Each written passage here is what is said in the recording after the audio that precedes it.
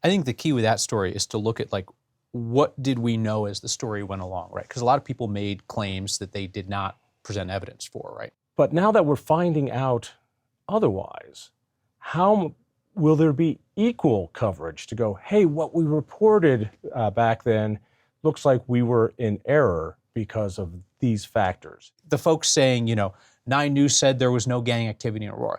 You and I both know that that's BS. And when you ask those people on social media, hey, could you just shoot me a link? Shoot me a link. They scurry away, right? You flick down the light, away they go.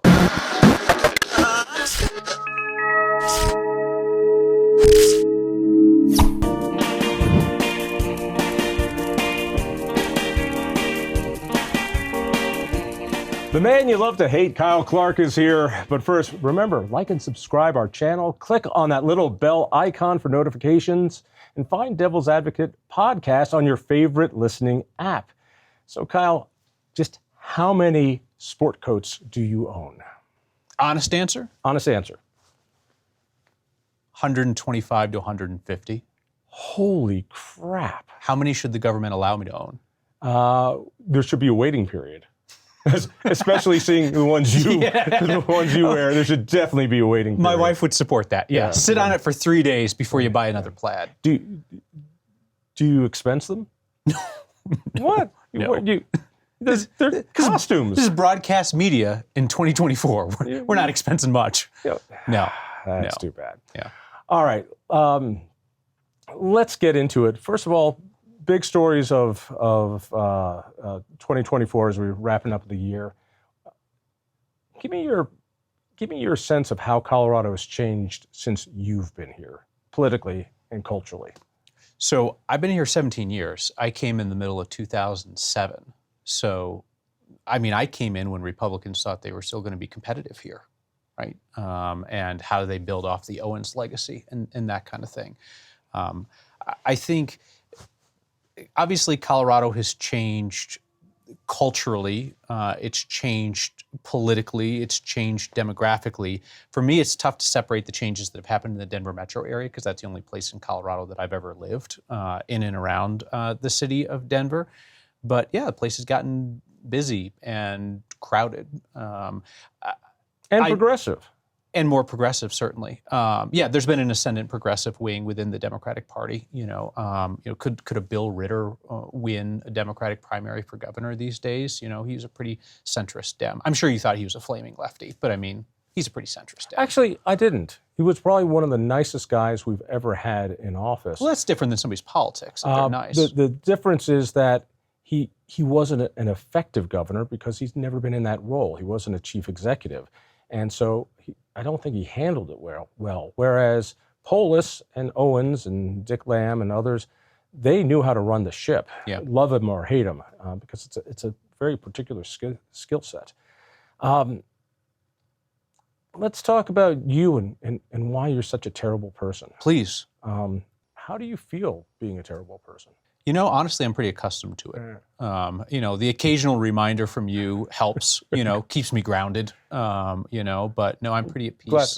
So you do something that's pretty unique. You spar with people, mostly on Twitter. You've got a great style on it. People hate you. People love you. It seems to be more conservatives, I would say, that hate you. And I'm curious, why do you think they're so upset with you? I think that might be mistaking Twitter for real life. Because when I actually go and talk to people, that's not real life. But even the criticisms of, and there's a lot of it for me too, criticisms of the show, of how you report what you choose to report. There are a lot of conservatives who go, nope, this guy's the problem. This guy is the problem. Why do you think that is? I don't know. I'd be interested to hear from them on that and to have that conversation. How I approach my reporting is we try to set a bar and say this is the standard to which people should conduct themselves. And then when somebody dips below that line, we call them out for it. It's totally fair to criticize where I've set the bar. Say you've set the bar in the wrong place, you should move it someplace else. I'm more interested in criticism from people who say, you didn't ding so-and-so for crossing that line, but you hit this person. You got to hold them all to the same standard, right? That's what I'm pledging to do, is to hold everybody to the same standard. You could disagree about where I set the standard, but I especially want to hear if I'm not calling somebody out for behavior that I've called somebody else out for. And you will listen to that. 100%. Yeah. I mean, good faith criticism animates our work. You have to sort through a lot of kind of flotsam to get to it, right? Sometimes, especially on social media. But that good faith criticism of, did you know so-and-so did the same thing that you're calling her out for? That's what I want to hear, because maybe I didn't know about that other incident. Maybe I didn't have the full story. But that type of good faith constructive criticism, we love. Let me put in another qualification. There's that bar, and a lot of people are below that, but a lot of times those people below it don't matter. One of my frustrations with local media is their love of Dave Williams and the dysfunctional GOP, because it's such an easy get. I mean, you know, burning gay pride flags and this. I mean, it's embarrassing, but there's no power there. There's no there. So, you know, the Republicans at the legislature said this, or they're doing this. And I think, who cares? They have no authority. What's really being missed is a coming civil war on the progressive side between progressives and socialists. And that's where the battle is. We have a near supermajority in both houses. We've got the courts, we've got the governor, we've got regulators. So who cares what a dysfunctional GOP says? They don't matter. I think that's a smart point. I think that's something that we've talked about, right, internally in our political team. Marshall Zellinger and I talk about that. Next producer, Mallory Harris, talks to us about that in terms of, are we focusing too much on the dysfunction within the GOP commensurate with their level of power in the state? Now, that said, they still speak for what, like 1 million or so people? I mean, it's not an insignificant number of people who align themselves with the Republican Party. So who cares what Dave Williams does? Well, I think Republicans care what Dave Williams does, whether they like him or whether they dislike him. Your point's well taken, though, that when we look at where power's accumulated in Colorado, that what Governor Polis does is far more consequential. What Phil Weiser as AG does, what Jenna Griswold as Secretary of State does, is far more consequential than what the Republican Party does. But I would say it's still important to cover what Colorado Republicans are doing, because they're showing people their values and priorities through what they do. Let me challenge it.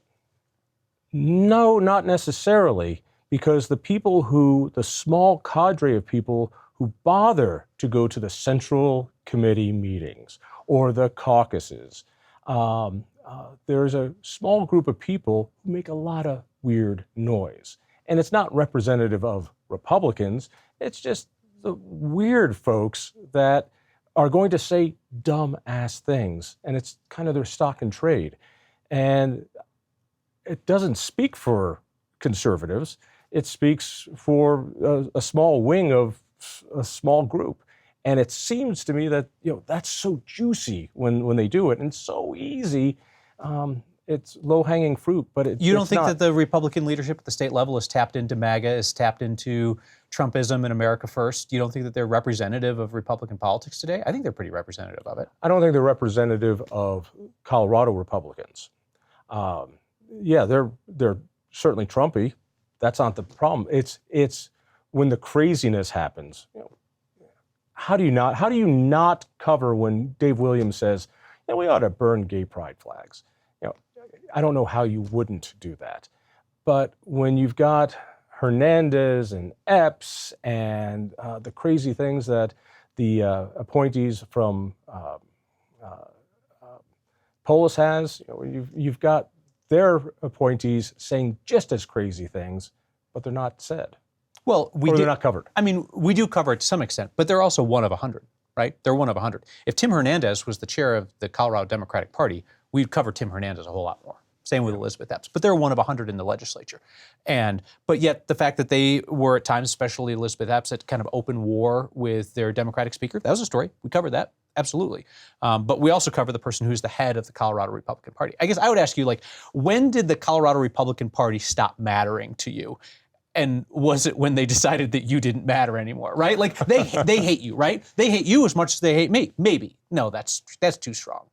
Let's just say they hate both of us. But when did they stop mattering? Yeah, you're Hitler, I'm Mussolini. It's a different thing. Sure. Which is so odd.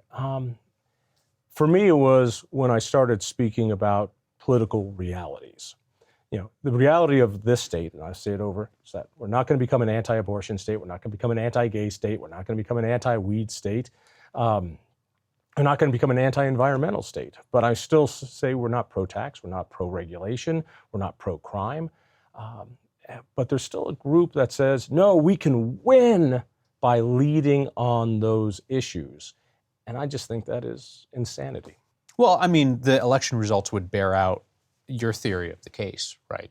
I mean, they would. And I do think that one thing that was instructive, and I think deserves maybe even more coverage than it did, is how badly the leadership of the Colorado Republican Party got thumped in primaries. I mean, they could not have taken more L's if they tried. I mean, there was a three-way race in which they lost it twice.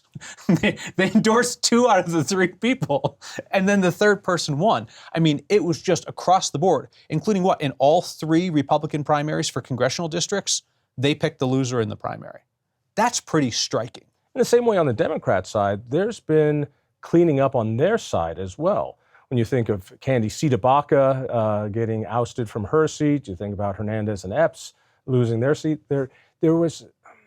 I just think there's more discipline on that side than there is on the Republican side.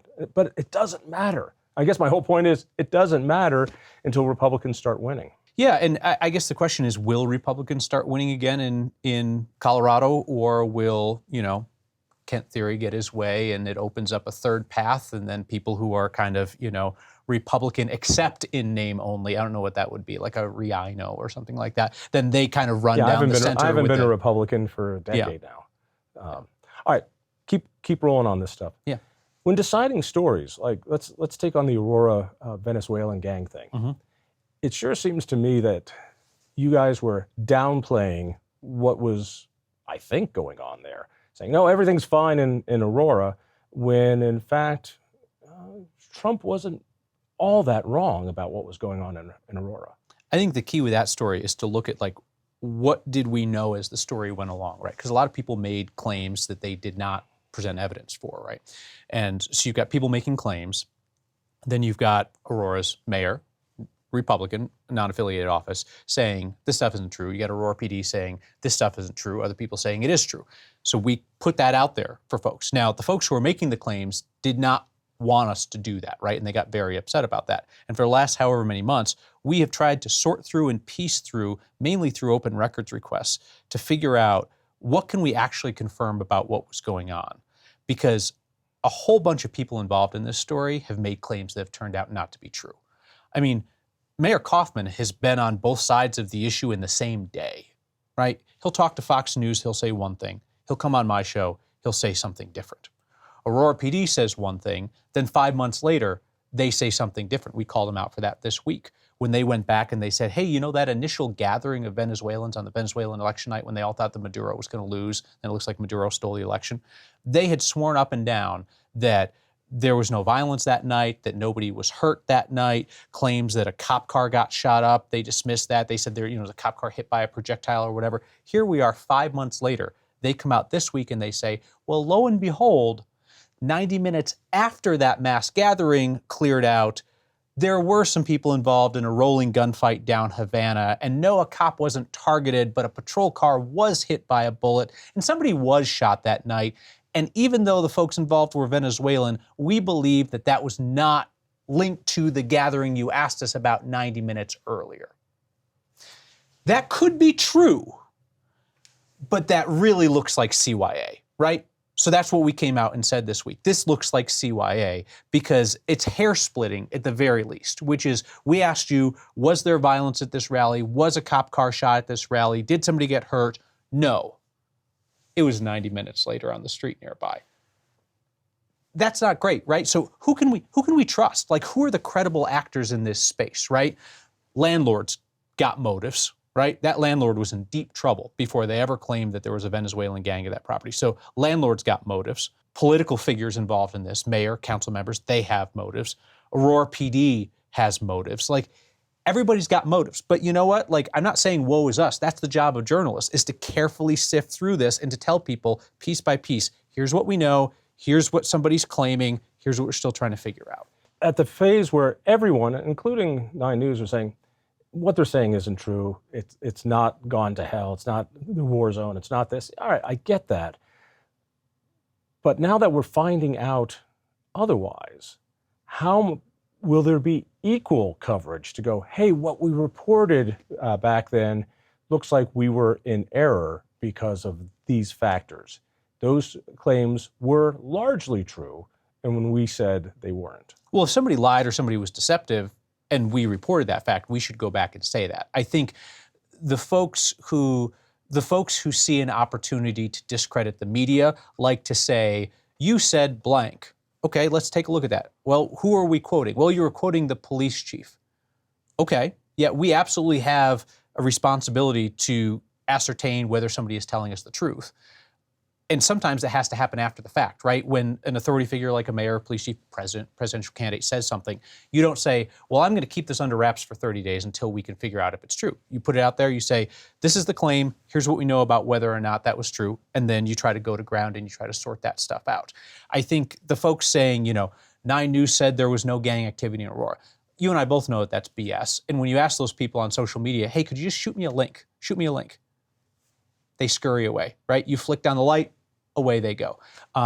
What we reported was mayor denies that there's a gang problem, PD denies that there's a gang problem, which is different than there are no gang members here, right? APD since beginning of August has said that TDA is in the area. Denver police said so the days after that, But that kind of gets memory holed by the folks who want to build a narrative that the media told them that something wasn't happening. No, the media told you there are conflicting claims about what's happening. As that gets sorted out, will that be reported with the same veracity? Yeah, I mean, this story, it's interesting because the other thing you hear is, it's not being covered. That story's been one of the most covered stories in Colorado in 2024. And the nation. But by I think any Trump measure. is calling it Operation Aurora, his deportations. Yeah, it became the focus of a presidential campaign. Colorado mattered in a presidential campaign for the first time since 2008, right? So we are continuing to report it. Just last night, we had another development about how the property owner, the landlord, who had been in deep trouble with the city for a long time, going back and forth with the city about how do we fix these properties, how do we clean up these properties. All of a sudden, an attorney representing the landlord calls 911 and says, I'd like to report a Venezuelan gang takeover of a building. Well, that's a curious thing to have happen. You got open lines of communication between this landlord and the city, and they decide to just put a 911 call on the record, right? That's interesting. Like, again, different than was there a Venezuelan gang takeover or was there not? But what a curious way to have that happen. I think the whole thing has just been very interesting and curious. I mean, I'll tell you how I first found out about it was I got contacted by a PR firm out of Florida that said, we represent a landlord in Aurora and they've had their properties taken over and we must have a public outcry and attention to this right now. And I was like, well, that's kind of odd. That's different, right? You get an email from a PR company in Florida that represents a landlord in New York who owns a property in Colorado who wants a story done about this. That's kind of unusual, And the whole thing has turned out to be unusual. In the same way, Darren Weekly, the sheriff of Douglas County, and I sat down a couple weeks ago, and he had kind of a similar story, which was he got warnings of a Venezuelan gang in the Denver metro area who were given the okay to shoot law enforcement. A long time before he heard it from Denver authorities, he heard it from out-of-state law enforcement. Albuquerque, I think. Yeah. And so you had people out of state giving information that the city of Denver and the city of Aurora should have been telling us. Yeah, I remember when that was first reported, and I think the way that I recall this being reported, and I don't know that we reported this because I think it was all anonymous sourcing by, I want to say maybe the New York Post, that Albuquerque PD was warning law enforcement nationwide that TDA had a green light to go after cops, but the intel came out of Denver. I don't know how that happened. I don't have the federal law enforcement sourcing to tell you how that happened. But I know what he's talking about. Let's turn this just a little bit in that next is this very odd hybrid of news and opinion. There's no way that what you have done with this is you've blurred the line between journalism and opinion. And so it's a little bit of both. Talk to me about how you balance that, because the opinion side, great, dandy. The journalism side, I have a hard time seeing how that cannot be influenced by the opinions of the show. Sure. Well, so no, I think that when you look at it, I mean, think about it like a layer cake, right? Like the bottom layer is the journalism, right? And then the commentary and analysis is the icing on top, right? Like it can't be flipped, right? I think it's flipped. I think my criticism of journalism is that knowingly or unknowingly of Next or of journalism? Of journalism, but also of Next, is that there is an opinion of what's going on, and then stories are reported that reinforce that. I don't think that journalism is biased in storytelling. I think journalism is biased in story selection. Sure. I mean, because selection involves discretion, right? I mean, storytelling also involves discretion. What do you include? What do you not include? But obviously, there's always going to be discretion in story selection. But I'm telling you, the way that we work is that the journalism is the foundation, and the analysis or the commentary or the opinion, and those things are different, right? But they're all kind of similar in ways, is the icing that goes on the top. And the foundation of journalism is where it all starts. So take this week when we reported Aurora police now acknowledging after 5 months, oh, there was a shooting that night. Somebody did get hurt and a cop car got popped by a bullet. Fact. Boom. Journalism foundation. I then layer on top of that my analysis, which is sure looks like Aurora is playing a CYA game and they're playing a semantics game. Absolutely right. That is my analysis. Somebody is welcome to agree with it or disagree with it. That is my analysis. Other media outlets might not say it. They might just say Aurora police today said that there was in fact violence at this event 5 months ago. And now weather. Right? I layer on that analysis. You can take it, you can leave it. I think it's pretty clear what there was analysis and what was journalism. I think people are smart enough to distinguish between the two. And then opinion on top of that? Tell me how you differentiate between opinion and analysis, because we differentiate between analysis and commentary, right? Commentary is, I have a thesis, I have an idea, and I'm going to lay it out for you. We put commentary at the bottom of the page so that people see that or whatever else. But every bit of analysis involved in journalism is not opinion. It's just bringing to bear an understanding of everything we know about a story. Do you call Next a journalistic show or an opinion show? It's journalism. It's news. Okay. Yeah, it absolutely is. Do you see any danger of having reporters who do the journalism also do the opinion side, the commentary? No, I don't, because I think we label what is commentary. I also think that if you're saying I don't want any analysis being done by journalists, then what you're asking for is a stripping away of not just necessarily the things that you would label as commentary or opinion, but literally any critical thought involved in the journalism. Analysis is an integral part of journalism. It's not simply here's a resuscitation of fact, but also, and then what do we think is going on based on all these various disparate parts that we can pull together? That synthesis, that analysis has always been part and parcel to journalism. In order to have that, in order to have a well-rounded, what are we going to cover? What is a story? What is the analysis? I think you really need a lot of diversity inside the group who's doing that. Mm-hmm. I am not talking about skin color. I'm not talking about genitals. I'm not talking about what people think their genitals should be. I'm talking about philosophical differences and political differences, the way people's minds work. Yep. That they'll see that. My observation is there's not a whole lot of conservatives or libertarians inside news media for a variety of reasons. I'm not saying it's conspiracy. I'm just saying that people who see the world, as I've said before, on a spectrum of the oppressed and the oppressors, those with power, those who are being abused, tend to do that. So just out of curiosity, ideological diversity in your shop. Mm-hmm. How many libertarians do you have working there? How many conservatives? Maybe the shorthand for this would be people talk.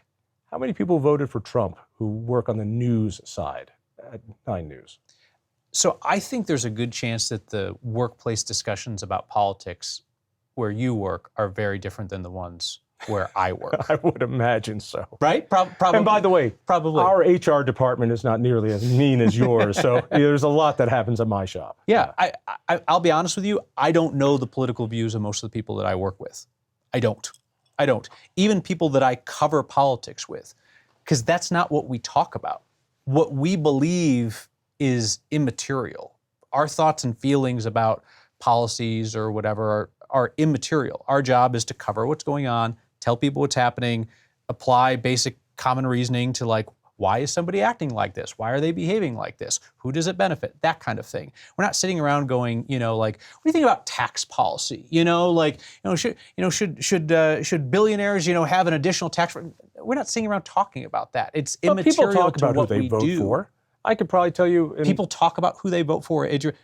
I've never. Well, I shouldn't say never. I'm trying to think. Has anybody at work ever said who they voted for? I don't recall that ever happening. I think I'll tell you this story. Sure. So, for instance, at Colorado Public Radio, when Trump won the first time, I was speaking to the news director there, and I asked, so how many, I looked at your roster of reporters, you've got a lot of minorities there. He said, oh yeah, we've got 38.4%, and a lot of women. Oh yeah, we've got 42 point whatever. A lot of folks from the LGBT community. Oh yeah, we've got this. I said, so how many of them voted for Trump? And he kind of backed up and, what do you mean?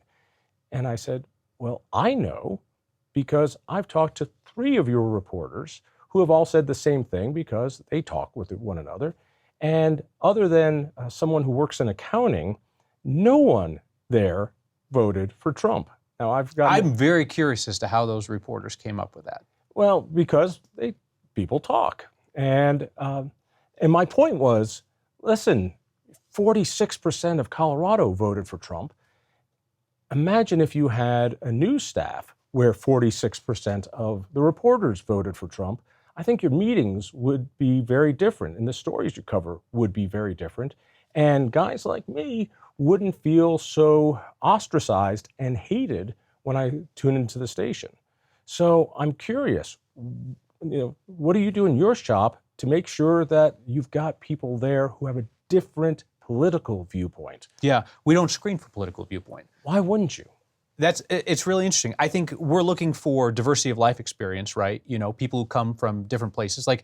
And when you say, I want to be clear that I want to be sure that I'm responding to your question earlier. When I say people don't talk about who they vote for, you just get a sense in being around people, kind of their outlook on life and things like that. Like I know there are people at work who kind of lean more Republican and who lean more kind of like traditional in their values. The people who spit on the ground whenever Trump's name is spoken, and people who don't. You have a wild imagination of the way that you believe that newsrooms work. I'm just telling you. I've been around a lot of newsrooms. But you get a sense for where people come from, right? I've been in media for, my God, for 27 years. But you say something like that, and people might actually think that it happens. Because it does. It's never happened. It's never happened for people spit on the ground when Trump comes up. Come on, Listen, as a guy who that's nuttery. That is not nuttery at all. People are going to believe you when they say these Not literally things. spit on the ground, but Right. the Trump haters in a lot of work situations. It's no different in newsrooms. It's no different in radio stations. And I've spent a lot of time in both. And here's the deal. If somebody hates Kamala Harris or somebody hates Donald Trump, that's their own business. And their job as a journalist is to not allow that to infect their work. It has no place in their work. That said, I've acknowledged your point that the intellectual diversity of experience, ideological diversity strengthens organizations, whether they're newsrooms or anywhere else, right? There's a lot of ideologically homogeneous workplaces in America, depending on where they are and the line of work. Are you a librarian? Are you a construction worker? Things like that, right? There's things about the way that society orders itself that lends itself to intellectual homogeneity in workplaces. And newsrooms would be better with more ideological diversity, right? As somebody who grew up in a small farm town in a deep red part of the country, I have insights that somebody in the newsroom who grew up in a deep blue city might not. That's a good thing, right? But your philosophy might be the same. My guess, who knows, right? Who knows? Because people are influenced by all kinds of different things in their life. But what I'm saying is when people bring different life experiences to the table, which I hear you dismiss as that's their skin color or that's their genitals or whatever, it's their lived experience, right? Agreed. Lived experience goes well beyond somebody's skin color and their sexuality or whatever. But those are also influences. But those are not the things that are those are not the things that are celebrated on the diversity sheets. I absolutely understand what you're saying. What I've been trying for so long, unsuccessfully, is to say, if you're going to say we need X amount of this and X amount of that and X amount of this skin color and this gender, having X amount of people who value a different point of view from oppressed oppressor, maybe liberty versus coercion, my viewpoint, or civility versus chaos, a social cons viewpoint. Getting that into the system is going to bring real diversity. And I look at journalism now, which is not seen favorably. Like Congress, journalism is not respected as much, not trusted as much as ever in my life, much like Congress. I believe a lot of that is because a lot of us don't feel that there is ideological diversity inside that machine. So curious, how would you go about achieving it, right? Because when I interview somebody who's coming in, I'm not a hiring manager, but I talk to people who are coming in. I'm most interested in, is this person a critical thinker? Are they curious? Are they willing to challenge their own beliefs? Like, those are things that matter to me. Like, I want those qualities in journalists. It's never occurred to me to ask somebody, like, what do you think of this policy? Or like, who'd you vote for? Why doesn't that occur to you? Because I think that's immaterial to the work of journalism. What I think is material to the work of journalism is how do you challenge your own beliefs and preconceptions? How do you operate as a critical thinker? Are you curious? Are you willing to challenge orthodoxies? Things like that. And I think that whether somebody comes in with a progressive mindset or a conservative mindset, those things are more important than however they choose to vote a secret ballot. Like, I don't want a progressive who is not curious, right? I don't want that. That's not a good journalist, right? It's also a false dichotomy in that when you're looking for a team, this is why we have so many different personality tests that we give people who are being hired. We've got so many extroverts, we need some more introverts, we need people who are good at this and good at that. My argument is it's all right to talk about political philosophy. Where are you on the political spectrum? Because we're rather underrepresented when it comes to, and I've heard this many times, we're very underrepresented when it comes to women. That's why California puts out a law saying half your board needs to be women on your not-for-profit board or whatever. But we don't do that when it comes to ideological diversity in, I think, some really key areas, journalism being the top. Or if you want to be Fox News and you want all social cons, then you screen for that. I mean, that's fine.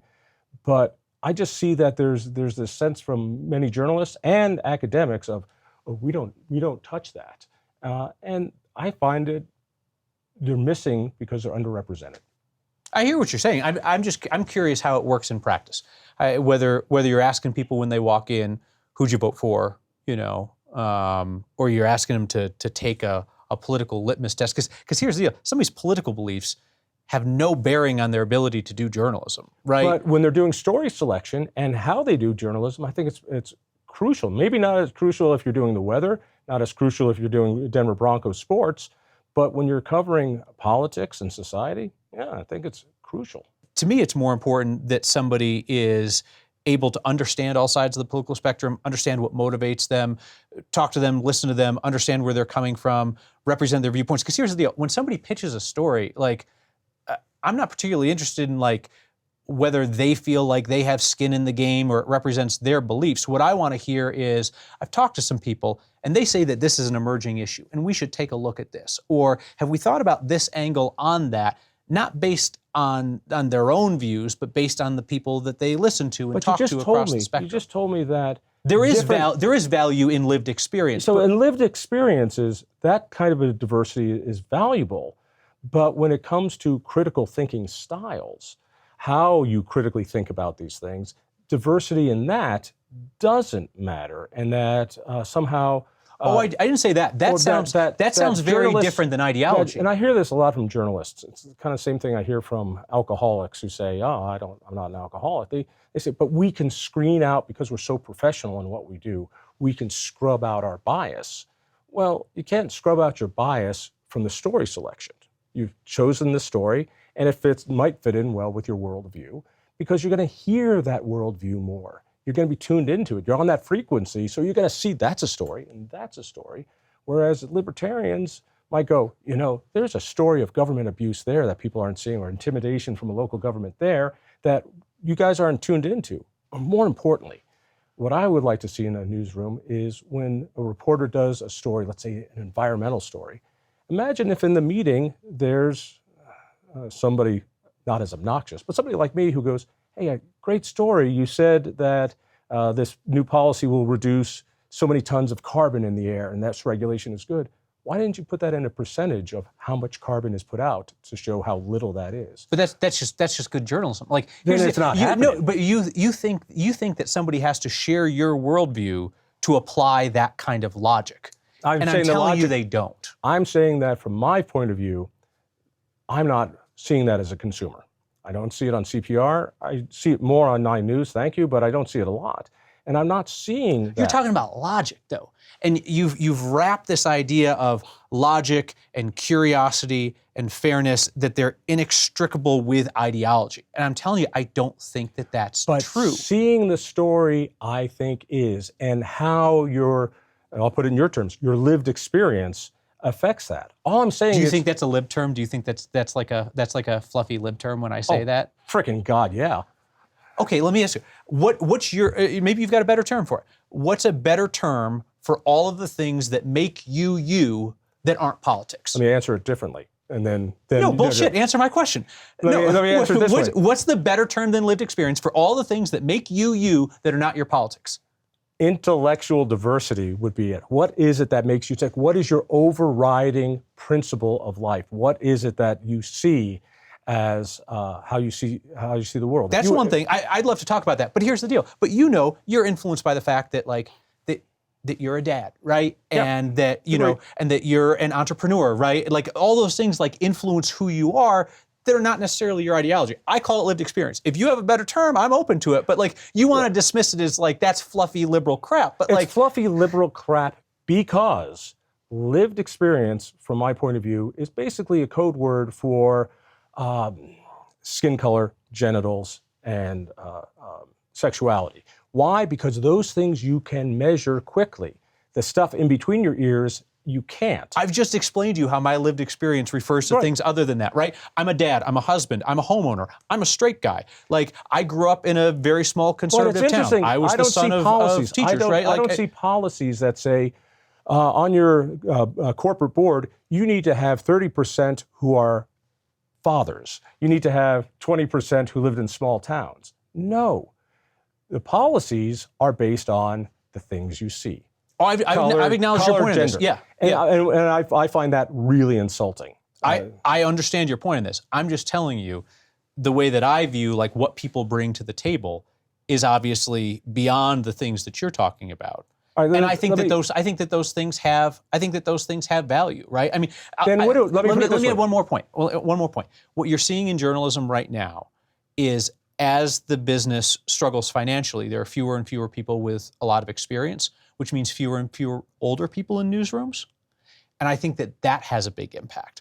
Not only in institutional knowledge, but just if you have a room of people who are doing story selection and are doing storytelling, and 70% of them are under the age of 40, that's not representative of the population. Again, I'm acknowledging your point that the more representative a newsroom is, Freeze there for a second. Yeah, Freeze there for a second.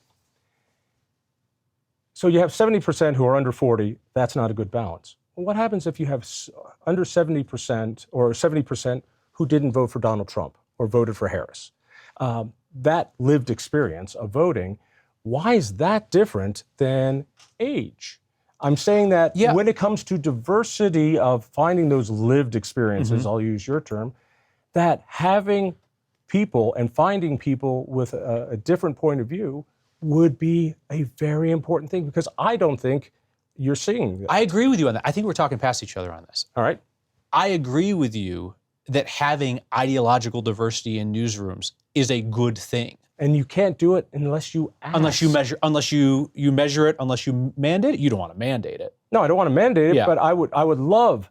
But you want to measure it somehow. Yes. And as I've asked you, like, how do we measure that? I think that's where we got crosswise on this, because I think that any time that you infuse diversity into a group of thinkers, that you strengthen that group of thinkers, because you're bringing in perspectives that otherwise might not be You heard. asked me a question, how you would do it.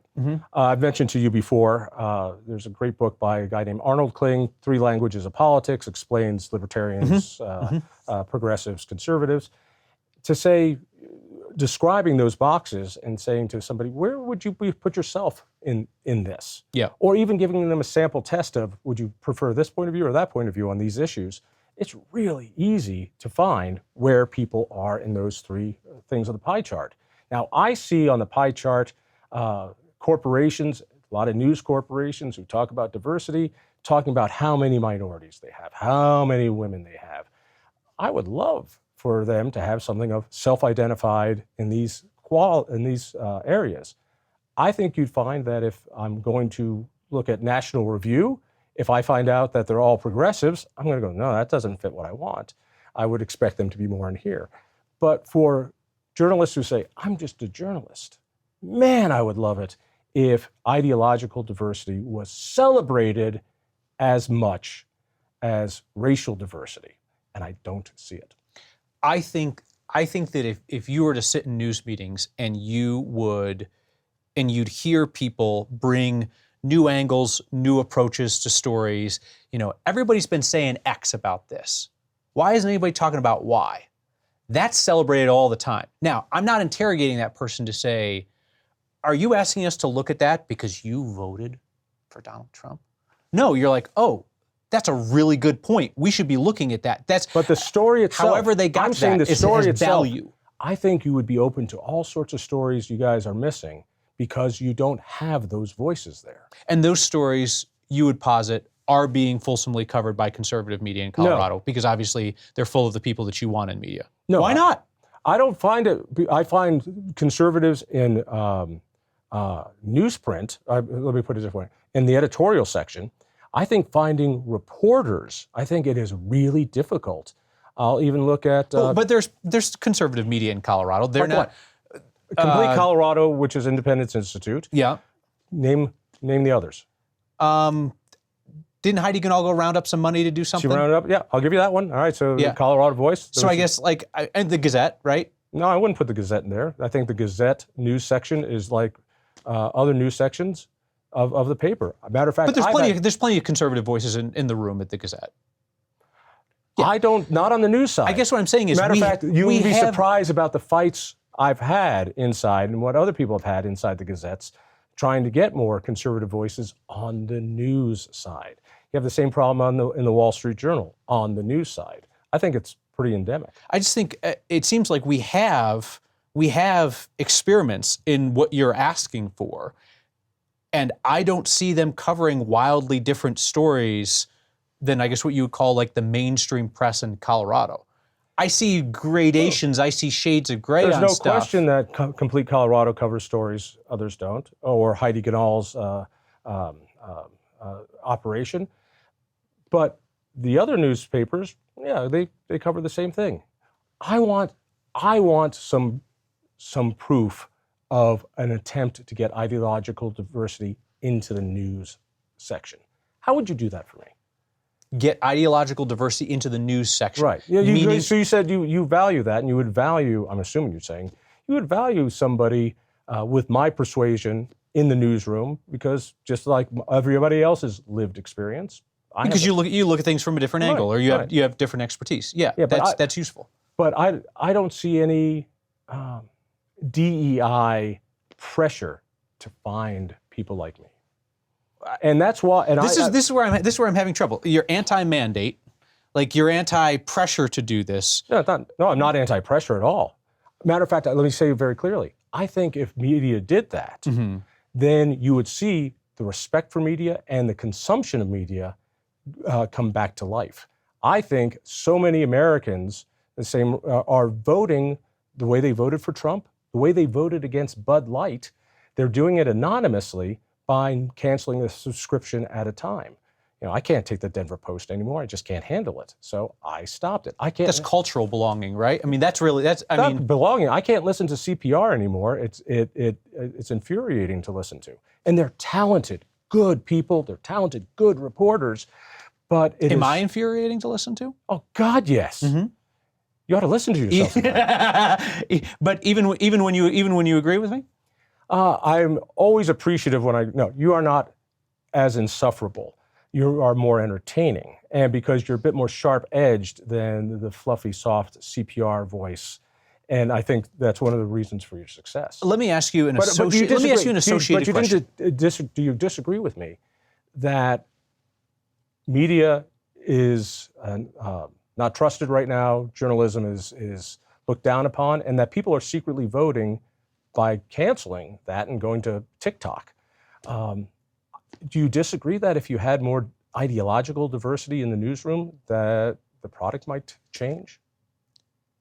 I think if you had more diversity of all kinds in newsrooms, the product would change, and I think the product would be strengthened. I'm not sure that I follow your thesis that people are going to TikTok because they don't think there are enough conservatives in newsrooms. I think that's a different. But they're finding voices they agree with. It's a different cultural force. Oh my goodness, people are finding voices that they agree with. And can we talk about how destructive that is, right? Because this is my associated question I was going to ask you, right? I think that when I call out Dave Williams for bigotry, for saying burn all gay pride flags, and when I call out Jenna Griswold for slow walking the fix on the password leak and not being forthright with clerks. Both great stories. Two ends of the political spectrum. I'm doing the same thing. I'm doing the same job. I'm doing journalism. I'm doing truth telling. I'm putting community values about fairness, transparency at the center. That's not motivated by ideology. You're describing a world in which everybody is so motivated by political ideology that's how they operate. I'm not. But saying you know my work, and you know that I'll torch Polis. I'll torch, somebody on the right. There's so few of you left. I'm sorry, I'm struggling with the name.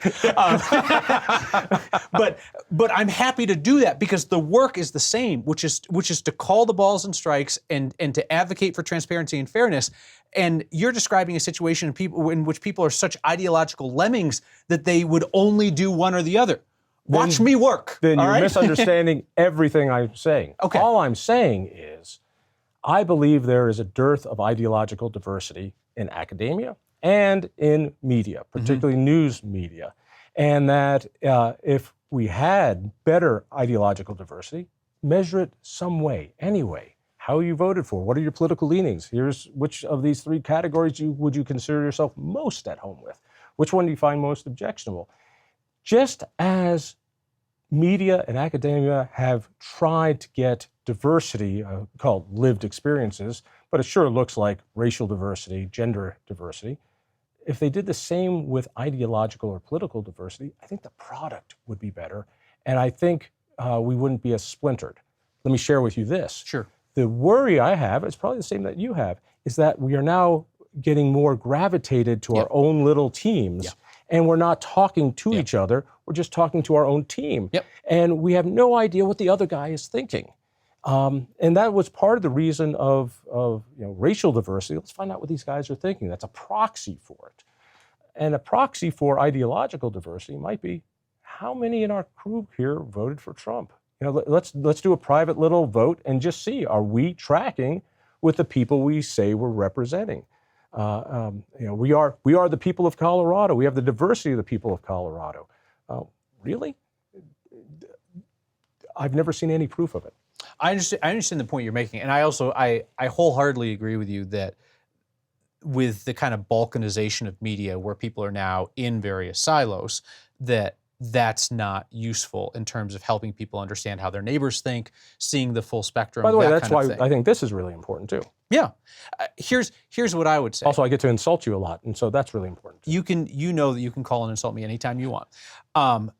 Here's where I think the danger is. I think that some folks think that there is personal benefit to them in taking all journalists or all mainstream journalists and say they're playing for the other team. and casting them in that lot with the purely ideological outlets, because that's useful to them politically. And the damage that they're doing is there's so much non-ideological work being done by those outlets that if that gets wholly discredited, then you're going to have this huge information gap, right? To take it back to the folks who love to hate me, right? They love to hate me except for when I'm going after somebody that they dislike. And then they like the work. You know, I'm lighting up Polis, they love that. I'm lighting up Hickenlooper, they love that. You know, I'm lighting up Jenna Griswold, they love that. But then the rest of the time I'm a hack. That's not honest, right? That's not intellectually honest. And when you say, well, I'm going to throw out all this work by especially local journalists, because I think the future of journalism is local. Couldn't agree with you more. Local. When you throw that out for some perceived political advantage, I think you damage society. I think you damage community. For the sake of time, we've been going way long on this. The love we both have for local journalism. I don't know how it thrives or survives. Let me ask about the layoffs coming at Channel 9. They're late compared to other stations, but you know they're coming.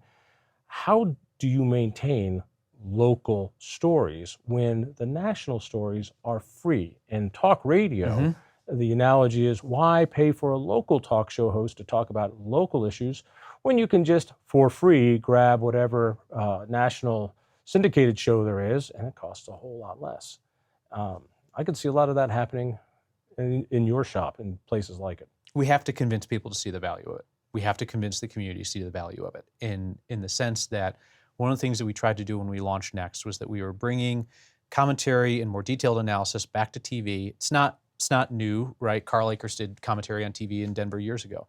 And our intentional focus was cable TV commentary seeks to throw red meat to supporters and get them ginned up and make them angry at the other team. And our goal with commentary is to get people to see how much they have in common and to acknowledge when their side does wrong. If you watch my commentaries, you'll see me constantly talk about, like, even if you love this guy, you got to admit that's not what he said he was going to do. Like, you know, even if you believe that our elections are safe and secure, the way that Jenna Griswold conducts herself in her office hurts public trust in elections, right? Everything is that, let's bring you from over here, let's bring you from over here, can't we agree on this in the center? And that's the value of local commentary.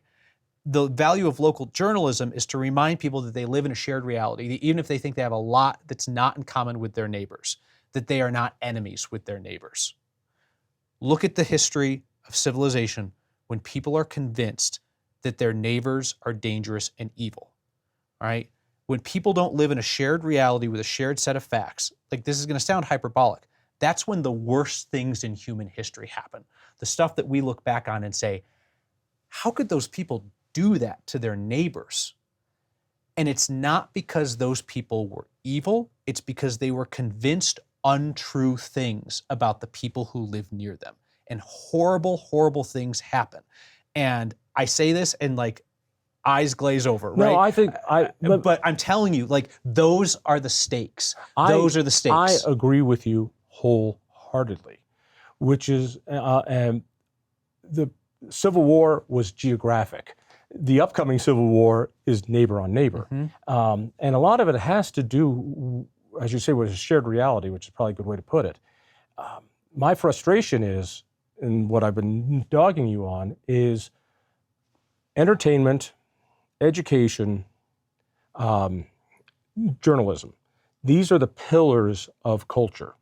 And a lot of Americans feel betrayed by those pillars. A lot of Americans like me feel betrayed by those pillars, that we don't have a voice and there's nothing for us in it. And therefore, we're going to find a community someplace else. So we're not watching Cronkite, who, by the way, was a liberal. But we trusted, I didn't, because it was before my time, but you get the point. Sure. And so while you call for a shared reality, I think those three pillars, and locally you are a big part of that pillar, is missing an opportunity to grab a whole bunch of these people and bring them in and talk the way we talk, see some of the things that we see. Because as we started this off with the conservatives that send you such hate, they just don't feel welcome. They don't feel heard. I mean, I get lefty hate too, right? Yeah, Okay. yeah, but that's all from fake accounts I created. We got to wrap this up. Let me say a couple things. Yeah. One, you know how much it hurts me to compliment you. The stories on Jenna Griswold, the stories on Polis during the last proposition to do property taxes, that made more difference. Your weighing in on it, I think, made more difference in that campaign than any commercial, any amount of money, anything. I think when you said, Governor, we're not stupid, I think that sent a signal throughout. We told the truth. Yeah, that's our job. We told the truth. We didn't say, he says this, somebody else says that. We said, what's the truth? And then I offered analysis, which is, he's a smart man, and he's treating us like we're stupid people. This is a compliment. When you reported that and put your analysis out, I knew at that point that thing was dead. And that's the power of the media. And sadly, it's the power of your voice too. So use it wisely. I will attempt to do so. And if you don't follow this man on X, you really ought to. You got a job as a writer after that. We'll see what that pays. Oh, talking about pay, what is it you make again? I forget. You want me to underwrite the show again? That'd be great. I told you that was a one-year thing. Kyle, thanks. Always. If you enjoyed that conversation, by all means, click one of these other great programs. We have the best conversations with the most fascinating Coloradans. And subscribe to our channel. Just click down below and hit that little bell button too. You don't want to miss a single show.